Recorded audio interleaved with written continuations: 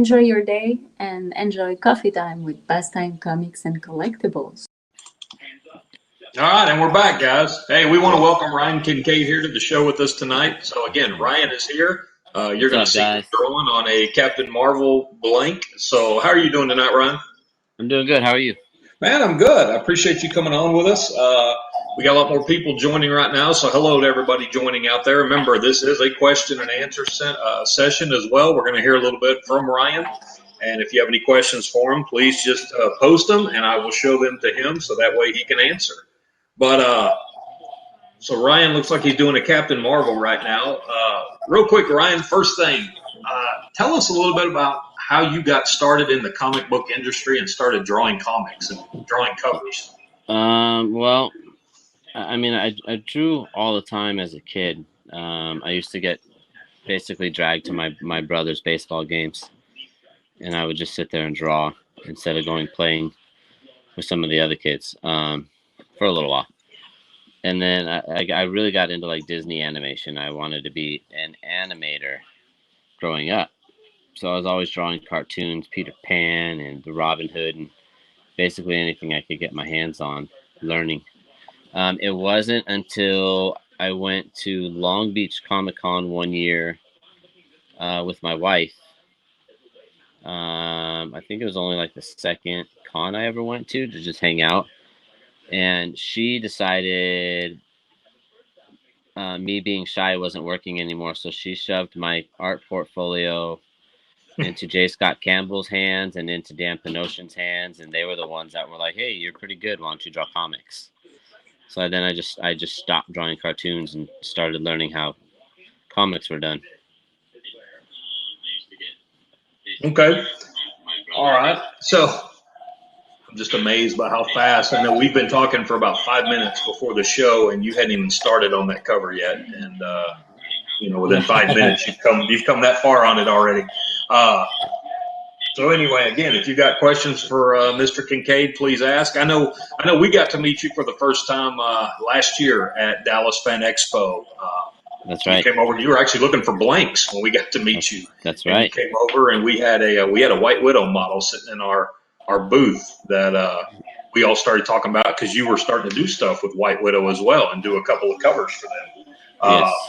Do you have any more just going on that concept real quick with White Widow? Have you done anything lately with White Widow? I have not. I'm supposed to do a couple more covers with them. I'm going to start doing, I don't know if I'll be the first one to do it or second, I don't know, but I'm going to do an artist exclusive again. I already did the one that was the cosplay edition, like the Janet Jackson Rolling Stone of my wife. Now I have that if it's okay to show. Yeah, you can show that. The cool one, I mean, I may not be doing anything, but my wife is. Okay. Shannon actually, they just pushed out 2 different cosplay editions of Shannon dressed as the White Widow when we were all in New York. So they did that in one of them for the Kickstarter and one of them for just for her and Jamie when they're at cons together. Okay. So you probably get this a lot. I know we talked about, and I'll bring this up again. You told me that right now, I know that with everything being shut down, it's not as fun right now because we're not all seeing each other. We're not all getting to hang out at the cons right now. But right. You said you're actually pretty busy right now, busier than what you've been in a while. Yeah, it's got a little crazier here. I mean, besides the day-to-day trying to deal with kids and dog and wife, and instead of being home for 8 hours by myself getting work done, I got a family full here and new puppy and everything else. But I started trying to really figure out, like, if publishing has stopped and if all this other stuff has stopped, like, what can we do? And we just decided to start doing some exclusive covers for my own project. And that's really taken off. We offer it to retailers everywhere. Anybody that's interested, they've been able to, go ahead and try and sell them to their customers. Just something that we figured we could try and help out on all ends. getting retailers some new books to sell to their online customers, getting some new artists or other artists work on covers while things are slowed down. So no cons is actually equal busier for me because we're kind of making up for it in different areas. Like Unknown tonight, they're actually unveiling a cover for Persuasion that their artist Kale did, and Yeah. no one's ever seen it yet. I've seen it; it's awesome, but they're going to unveil it live tonight before it goes for sale at midnight. Okay. All right. So yeah, when Ryan's done here with us, he's got to jump over and go to Unknown Comics to where he'll be live with Kale on their show. So make sure you guys, after this show at 9 p.m. Central Standard, go to Unknown Comics to where Kale New and Ryan will be on there to unveil the new Persuasion cover. And since you're talking about Persuasion, let's get into that. Persuasion is a book that you wrote. You've done some covers on. You do the interiors on, if I'm correct. I mean, this is your Correct. project. Where did this project come from in your mind? When did you decide that you wanted to do this book? I had the idea, gosh, I don't know what, 9 years ago. For Persuasion? Yeah, 9 or 10 years ago. When I first started getting into comics, drawing them, I knew that I had to figure out interiors and whatnot. So I figured the best way to learn is to do it. And I had this story in my head, like of a kid kind of going through some issues, and what happens to him when he's unwanted, without giving away a lot of the story. I did like 3 or 4 pages 9 years ago, and then it just stopped. I started doing like sketch cards and sample covers, and this is in between working full time, 60, 70 hours a week. So it kind of got put on hold, but I always had the idea in my head. When I went for a portfolio review for Marvel and DC 2 years ago, one of the things they told me was they really wanted to see more interiors and have me work on some stuff. So they sent me scripts, but I knew who drew those books. Like it was Avengers #1, the new relaunch that Ed McGuinness drew, who's a friend of mine, and he had already sent me the script, and I had already bought the book, so I couldn't draw it because it's kind of like having the answers to the back of the book right in front of you, and I would like, oh, how did he do it? Oh, how did he do it? So I literally just dug backwards and was like, the only way I'm going to get it done is if I do an entire comic book myself. Like, I'm just going to get this done. Right. So I sat down, I wrote it backwards. I actually started drawing it panel by panel and writing it as I went because I'd never written anything before. So it was a lot of interchanging, and oh, that didn't work because in page this didn't work for page 7, blah, blah, blah, blah, blah. Learning process. Now I can actually write it the normal, correct way. I wrote the next few issues, and now I'm drawing normally. Okay. So with Persuasion right now, what issue are you on? #1 is out. We've been doing all sorts of different exclusives that you can get on my website. We just did one with Nathan Zerdy. That was a huge hit. He's doing like his own exclusive cosplay editions. We're doing one for the 4th, May the 4th, with Zerdy as well. I pushed out one that was last week. So right now we're just kind of pushing out exclusives for different retailers and stuff, print on order. That way it's not, $1,000 or $1,000 print minimum.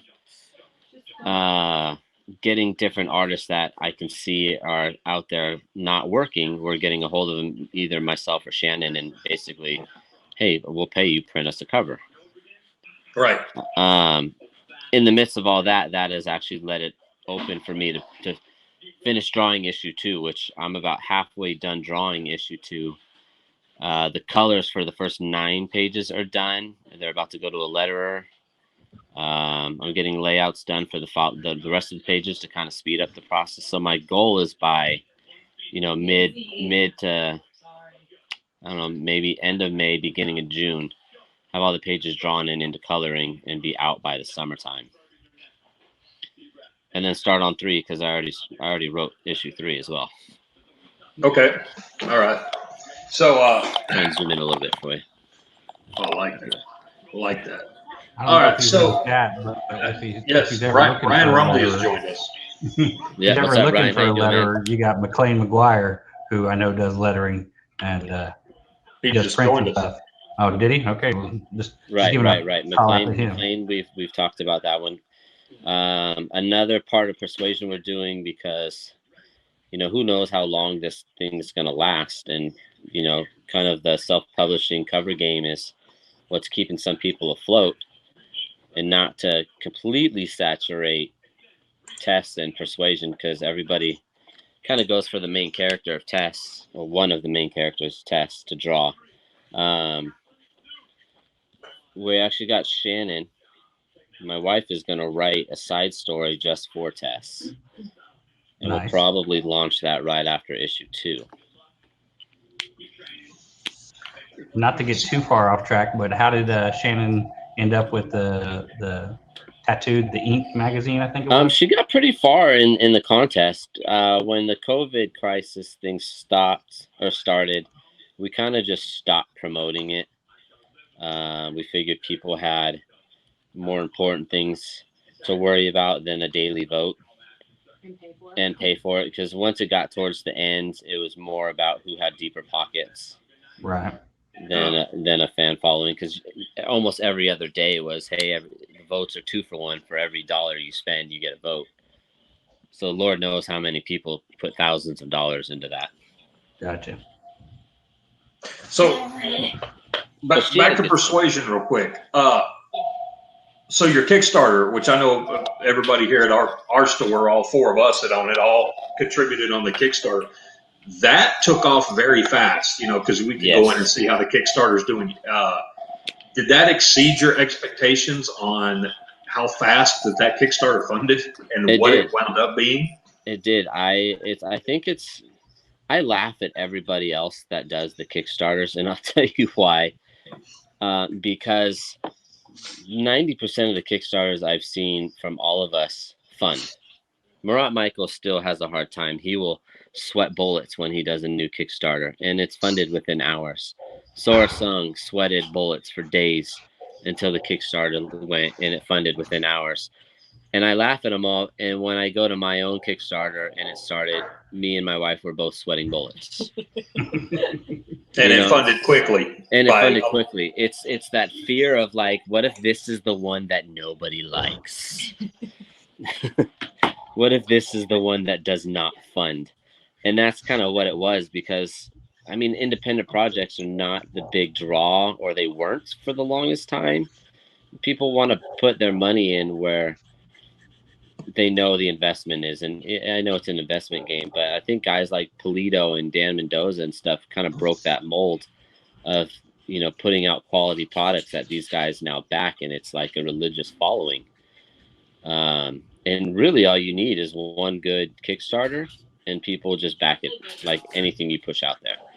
I get messaged all the time like, are you doing, when's the next Kickstarter, even for a sketchbook? Like, what are you going to do next? I'm like, I have no idea. Well, and I think another part of it is consistently putting the product out there, right? We've seen other ones where they run the Kickstarter and then it takes them 6 months before you ever see that book actually come out. So. Right. And I mean, part of that is a problem. And we had that issue with the art book that was funded. And a lot of the issues were different printing issues overseas, and stuff with me and the designer, and then stuff with me and being on the road, and miscommunication. So it took about, I think, 8 months for ours to come out. 9 months, which we were, we had everything set. Yeah. We had it set to be out in like 3 months, but because of printing being overseas and then not being up and open about how things worked, it fell behind. But we kept open communication with these guys, and none of them really cared because I wasn't really hiding anything. And even then, they're still like, okay, what are you doing next? Like, what are we going to back next?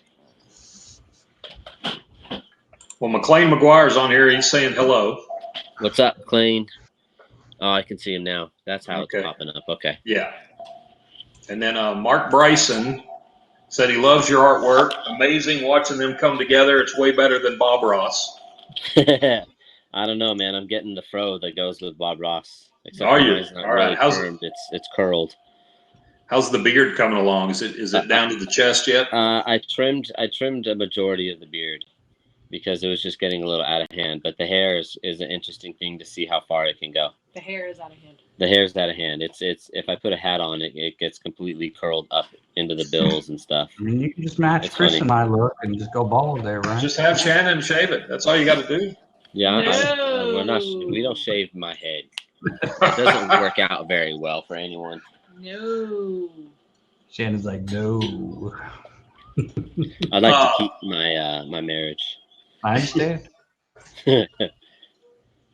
So we're posting a couple of covers that you've done. Hold on, let me get over here. Stabbity Bunny.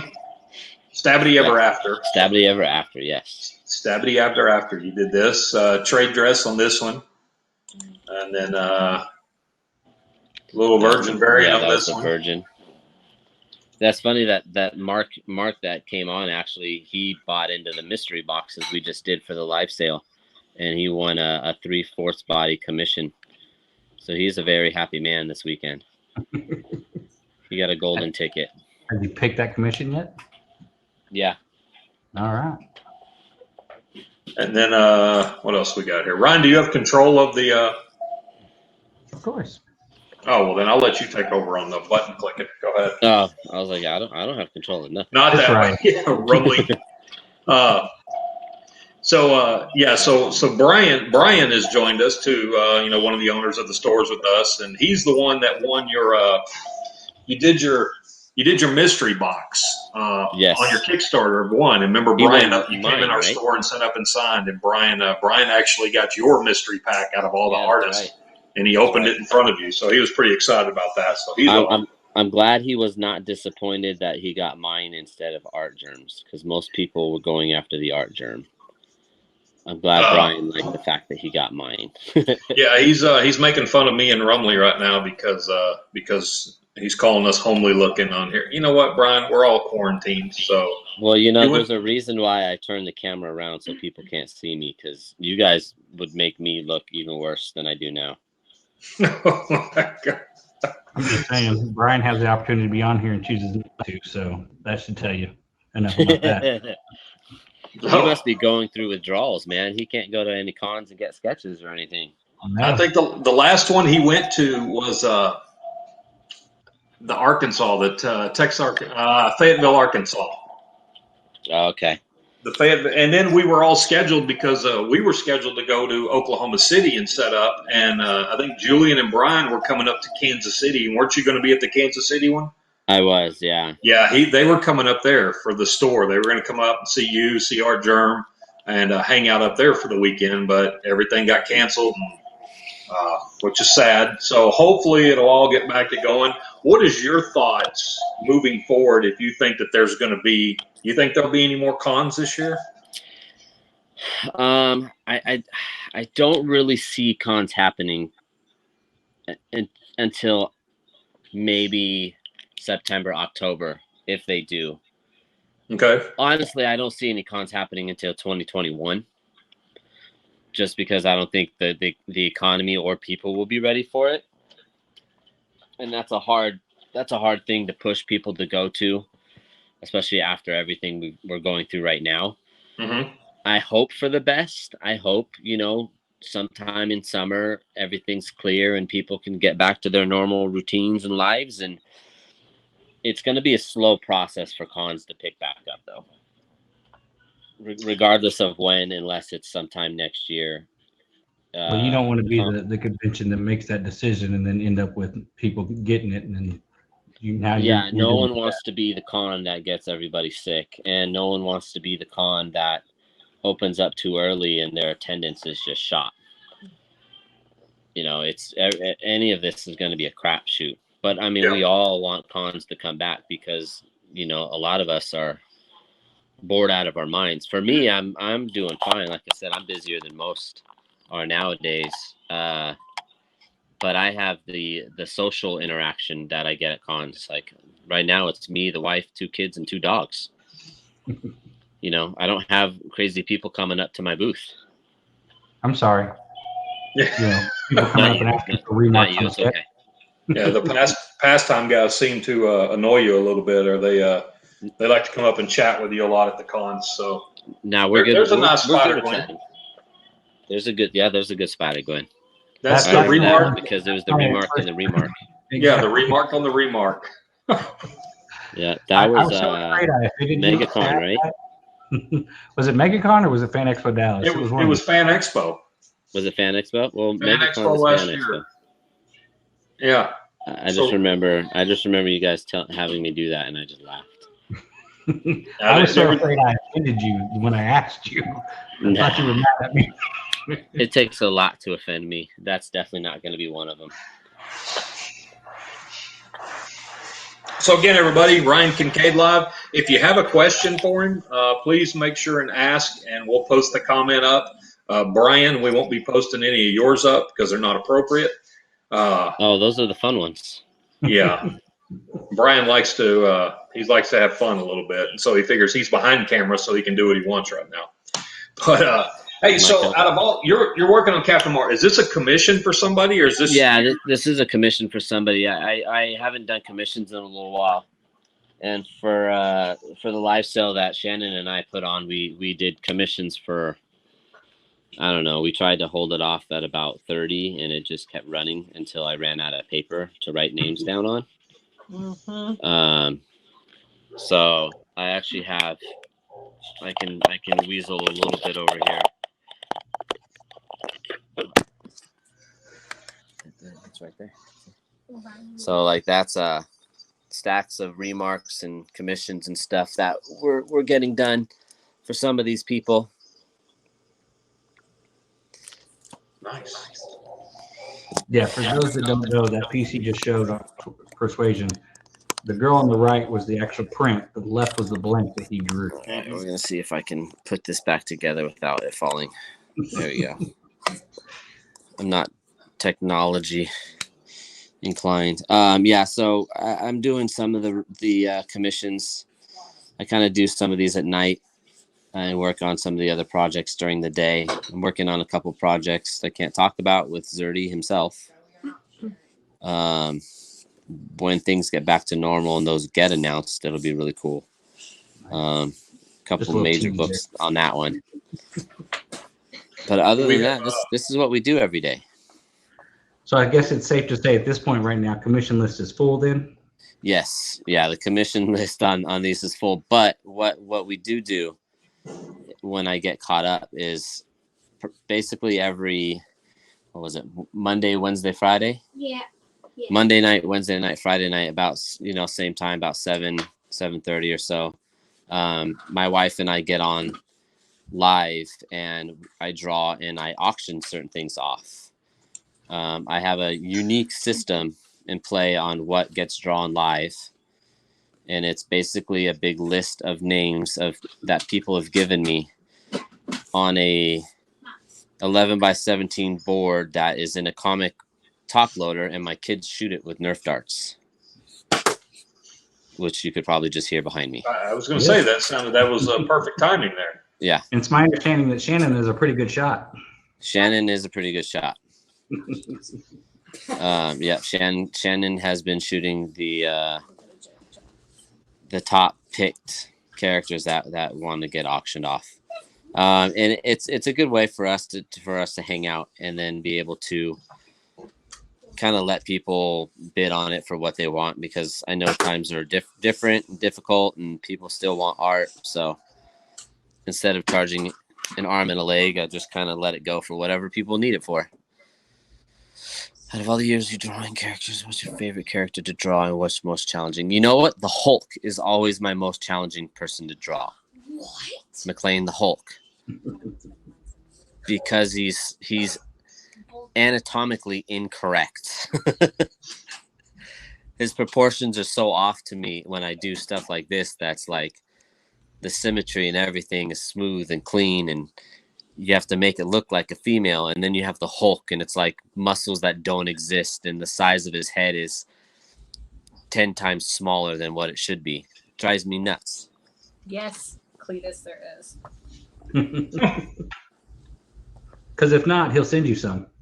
Yeah, right. You can do that anyway. Yeah.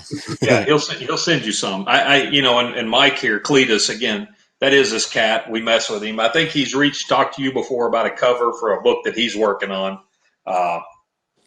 Not sure, but he's one that did the I disputed don't know. territory. I don't know. Not and if he has and I haven't responded, apologies. Try again. I get messaged a lot from people wanting to do covers, and I try and help as many as I can. But a lot of these guys are the trolls that they really just want free artwork. Mm. All right, so whiskey's left in your house. So yeah, so that's Going what. back, I'm sorry. Going back on McLean. So you said Hulk is the one that's most challenging, but who is your favorite to draw? My favorite kind of changes here and there. Superhero, my favorite is usually Spider-Man. If I go like female, it always changes. Like right now, I'm on a big Rogue kick because I've been practicing on skin and eyes and stuff. So Rogue is one of my favorite ones to go to. Used to be Black Cat, used to be Mary Jane. It just all depends on what's going on. You're feeling. I'm sorry, Reed. Does that make my head look bigger? You Make got your head look McLean all bigger. excited with the Spider-Man comment. Oh, yeah, I see the same. What? Ryan's head looks small. That's. I have to think. Shannon's sitting next to me, looking at the comments too. Let's be honest. Shannon probably answers most of the messages that you get, anyways. She does. Yeah, usually when we're live, she's the one answering stuff. Right. Not online though, because Shannon, I'm teaching her the subtle ways of answering delicate people. Because Shannon is definitely we don't have time for bullshit, and she'll just tell you. Not subtle. She'll tell you how it is, not realizing the guy or girl is kind of just asking one question, and Shannon thinks it's a different rude one, and she'll just kind of like push him to the side. Like, no, this is how it's done, and I have to tell her, like, babe, that's not what he asked. She just wants to get straight to the point and get done, move on. Yeah. So is Shannon missing con season right now? Yes, because Shannon was going to start going to more shows, and she had the whole cosplay with Tyndall set up. Her first one was supposed to be Emerald City, and then that blew, and then Chicago. No, it was Chicago first. You were supposed to Chicago, and then Emerald City, and then everything just started going downhill from there. But she was supposed to start going to a lot more of these things. Even without me, she was going to go with Jamie and do the White Widow stuff. That's Captain Marvel. This is Miss Marvel. Miss Marvel. He's Those got the that are hang of it. watching, Ryan Kincaid mentioned earlier that he goes live on his Facebook. We do have the ticker going across the bottom there, so make sure y'all get a follow so you can see him do these commissions live. Yeah, we do a lot of the auctions on there. We'll do remarks and drawings and whatever else. A lot of the videos are still on there, and the wife and I and Nathan Zerdy have actually met up with some great people. A couple of the auctions we did, we raised some money. One of the auctions, we decided we were going to raise money for to help people with some groceries. And it kind of just snowballed, affected that a guy named Edwin Payne and my wife have started a carrying organization that will be launching, I think, tomorrow. Pretty soon, yes. It'll be launching pretty soon, and it's for us to be able to see like who's in dire need of help, and we'll try and raise them some money or get them like food for kids or DoorDash or be that the ones that can't afford essentials and stuff. So we do a lot of auctioning on our sites on that going forward. That's going to be helping other people. Nice. And I'm assuming you'll be posting that information out. Yeah, either myself or on Shannon's page, she'll have links over to the what's it called? Caring Cause Facebook group, and it's a way basically you can either submit for yourself or somebody else is submitting that, you know, I ran into this person and they mentioned how they're not going to be able to pay rent. You know, we'll see what we can do if we can raise enough money to pay the rent, or, you know, Essentials for groceries. yeah, essentials for grocery stuff if they have kids that need food or clothing or whatever the case is. That's really awesome. Yeah. Dad, while you're Well, I walking figure them- we're fortunate enough right now that we can, you know, we're okay, that there's a whole lot of people out there that are not, and everybody can use a hand right now. Mm-hmm. Absolutely. Dad, Yes, bud. while you're walking them, I can talk to this person right No. there. No, you're fine. Hmm. Because no, go, come on. This isn't getting sharp like that. Because it's not working right. Hold on. You gotta do it a little longer. And now There you turn. Teaching the kid how to use a lead pointer sharpener. We're starting them early. So do the kids draw as well? I draw. Yeah, I'm just my youngest does. He'll pop on some of the live shows every once in a while and auction some art off too. And I drew a Shannon partake in Beyblade, any of but the drawing? it's not good. Let's say that one more time. I said, does Shannon partake in any of the drawing? Shannon has been requested to do some remarks on some covers over the last couple live sales. She's done one. One person got her to do it, but she's not doing more. I think she's sticking to at the admin side of comics. Gotcha. Well, Anna jumped on. She's saying hello. As you can tell by her picture, the quarantine has not done her very well right now. Yeah, I think her picture. She said she needed a haircut or something last time I she saw needed a her. haircut, and she. So I got something for you. There's a bunch of different artists watching right now. We have some local artists in our area that are on watching, and I've seen some others come on from Austin, and Anna's on here. So any advice from you? You've been in the game a little while, so anybody that's up and coming that is wanting to get into drawing, and do you have any advice for them? Just keep pushing forward. It's not always about who's better. It's about who's willing to do the work. I know a lot of talented guys that are still sitting doing not a whole lot of anything because they think it's just going to get handed to them. When I started in, there was, you know, and still is dozens and dozens of guys that I think are way out of my league and better than me. But I've made it a little higher up or farther, if you will say, because I hustle. You know, I'm not afraid to get my hands dirty and just do whatever work needs to be done. And I think a lot of people that are starting right now that I've seen are just not willing to do that. And Anna says, "Don't be super opinionated like Anna." Yeah. Don't be Anna. Don't be Anna. Okay. Don't be Anna. Don't be Anna. And you know, Anna's a really good example. When I met her, she was just first coming out. She had tons of questions, and you know, we all told her, like, just, you know, don't get discouraged and just keep pushing forward. Just fight for it. If you want it, if you're hungry, you'll go for it. Like right now with Persuasion and the covers and artists that, you know, are having a real hard time. The guys that basically they've made their career off of going to cons, and now that there's no cons, you know, they're all kind of trying to figure out what to do. There's, you know, a handful of them I've offered to do a cover, like draw me a cover and I'll produce it and we'll get a profit share. You can make a bunch of money. I'm not just going to pay you your cover rate. Like, you'll get proceeds off of sales. And there's only been a couple that have actually taken that advantage. And we're like, okay, the rest of them are like, yeah, that sounds great. And I'll never hear from them again. Clearly, those are the kind of guys that they're just not that hungry. On that note, question then, because like Chris mentioned, we do have some artists that are watching, some local artists. If they were interested in trying to get to do a Persuasion cover with you, what's the best way for them to contact you or reach out to you?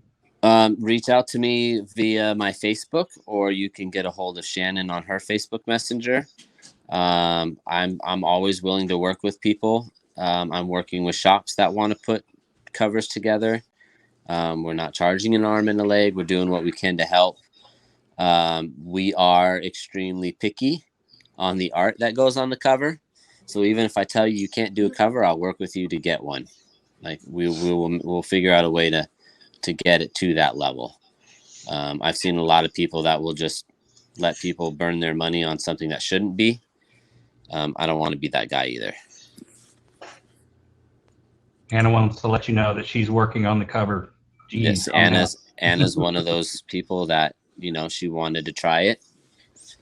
Shannon gave her an idea, and they're going for it. I don't even have any say in that one. That's her and Shannon have been talking about that. So if there's any stores on here looking, I know like ourselves, we've talked to you before, and we're reaching back out about wanting to bring persuasion into our store. Right. When the stores, you know, when we can actually get people back in our store, because just like you know, right now we're pretty close to curbside pickup. So, you know, we'll be reaching out to you, but is that what, if there's any other retailers watching that they would need to do, they want to bring persuasion in their stores? Just reach out to us. Even if it's something that you can't do a cover of your own, basically, unless it's a store's exclusive. Shannon and I are offering all of our exclusives for any retailer to sell. Just the Zerty cover that's coming up, we're going to start teasing it on Monday. Any retailer that wants to get involved, they can sell as many of these covers as they want by the deadline and tell me how many they sold, and that's what we're going to go off of. Because I know some people don't have the manpower or capital to do their own cover right now, but I have a lot of covers coming out. So, I mean, even with you guys, with curbside pickup, a lot of these guys are selling online, and they're only ordering what they've sold. So within 3-4 days, whatever the case is, by the end of the sale, they just email me and tell me, hey, Ryan, we sold X amount of this cover, X amount of that cover. I give them a total bill, and, you know, I print their order, and it gets shipped out to them. Nice. Yep. Yeah. So it's not even have to order a set number. You're basically allowing stores to pre-order and then sell right. I tell them what their cost is, and I set the MSRP. And I've kind of worked with a couple shops to make a fair SMRP on everything. And it's literally, there's not a print to order, or it is a print to order. There's no limit to it. It worked out well the first time because every shop was able to not have to buy, 500 copies or a set number. Your minimum was this. I literally am like, if you sell 10, I charge you for 10, and that's what I'll ship you. Like, it's not a big deal. I know some people have a much wider fan base online than others, so I don't expect everybody to have to buy into 200 books of everything I produce.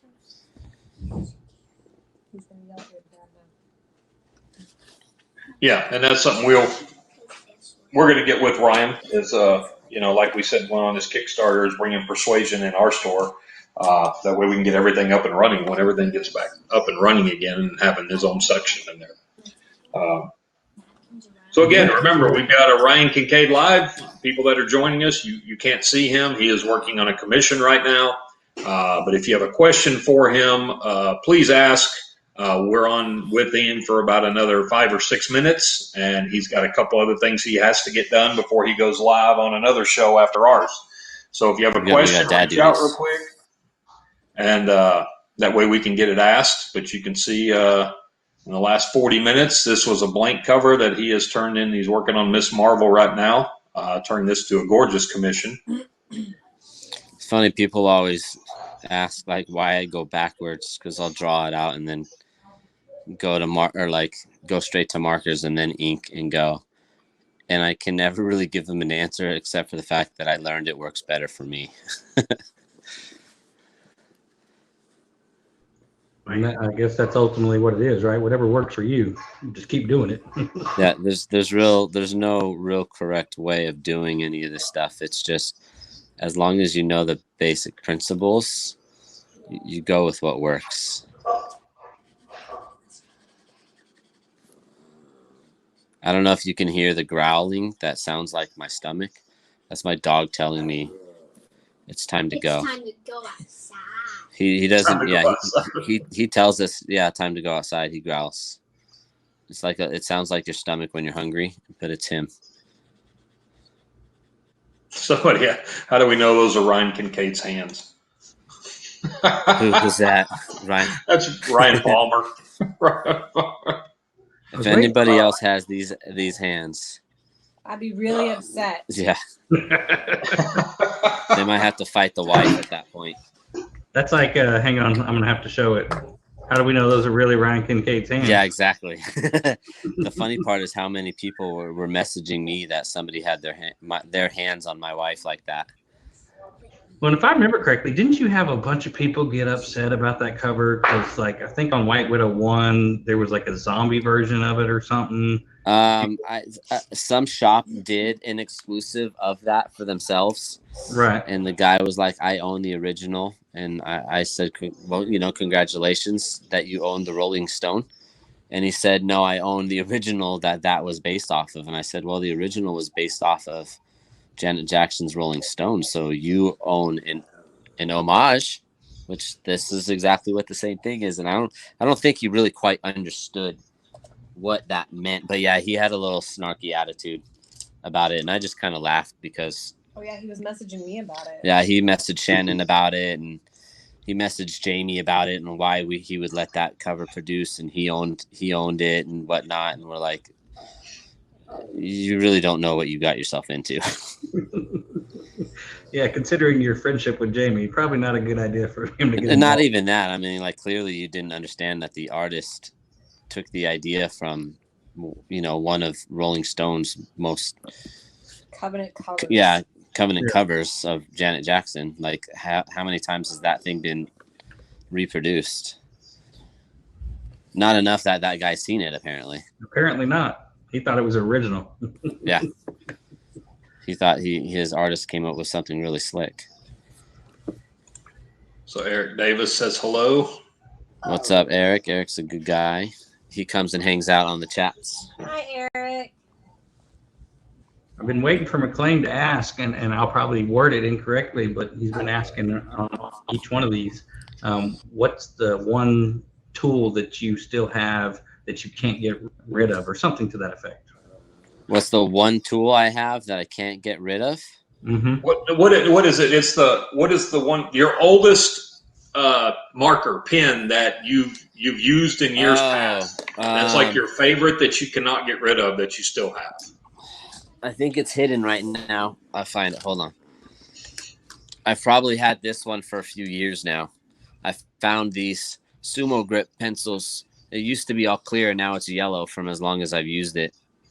And I keep replacing the erasing tip on it. But I have the same one that I've used for about 3 or 4 years. And I have like 5 more just like it. But I refuse to throw this away until it breaks.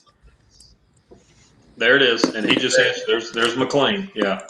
What's the oldest drawing tool you have that you refuse to get rid of or replace? There it is. A $5 mechanical pencil. So tools don't matter. It's how you use it. It's funny because every time we've asked that, I think for Alan Clark, like a $2 brush that he had. So yeah, it's funny when we ask that. Generally, it's some cheap tool that the artist just really loves. I saw Terry's comment on there. Terry, next week we'll start the No, not live. Those are auctions. the auction show, not live. We're not doing no live sales, but the family show will return next week.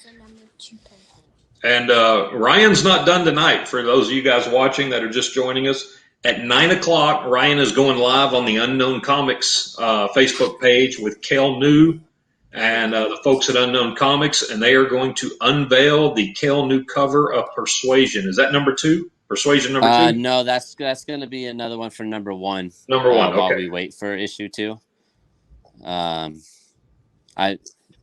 Some of these things were going to be for issue 2, and right now they're just too good to not use them. So we're just going for it. Like I'm sitting on a Francisco Herrera cover that I got last month that I'm supposed to be saving for issue 2, and I don't think I can because the fanboy in me wants to just unveil it to the world.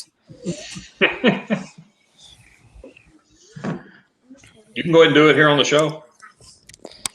I don't have a physical printout of it, or I would, and I don't know how to put pictures up like you guys do. Just send me the picture real quick, Ryan. I'll throw it up there. Yeah.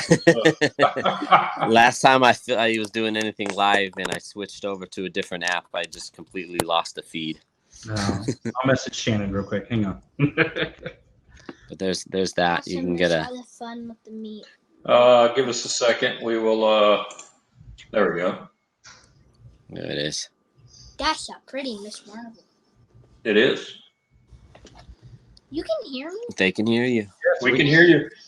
I have a puppy in my hand. There you go. Okay, well, I had a blast. I got to get my dog out before he bites me in the ankles because now he's moving his way to me. Can I talk to you? All right. Well, we appreciate it, Ryan. And good luck on the cover unveil. We'll be watching. But again, that's Ryan Kincaid joining us live here tonight. Ryan, you and Shannon have a good evening with the kids. And thanks again for joining us. Bye. Thanks, guys. We'll talk soon. Bye. We'll see you.